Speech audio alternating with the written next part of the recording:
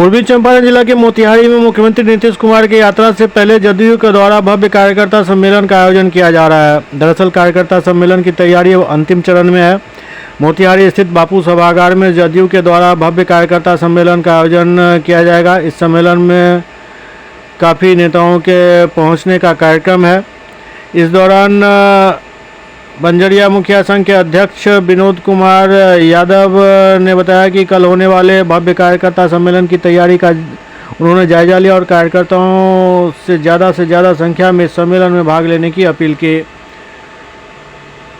कार्यकर्ता सम्मेलन में लगभग 5000 से अधिक जदयू कार्यकर्ता के भाग लेने की बात कही जा रही है। ये लग रहा है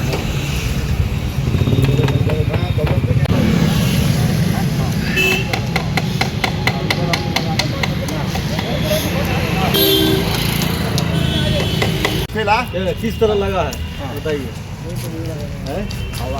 देखना तो चलो मैं घूमी अगर रुकी होता ही पूरा को नचा दिया जाता था बेटर और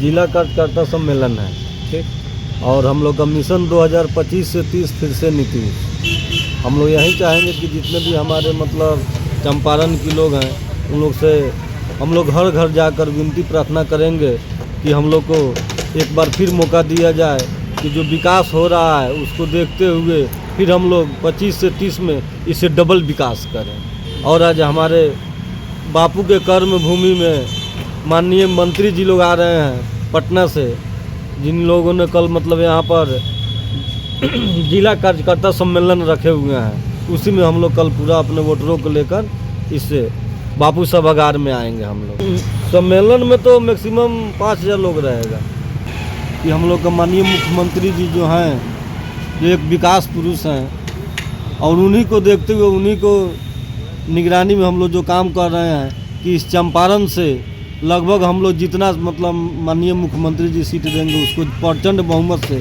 जिता कर भेजने का काम करेंगे।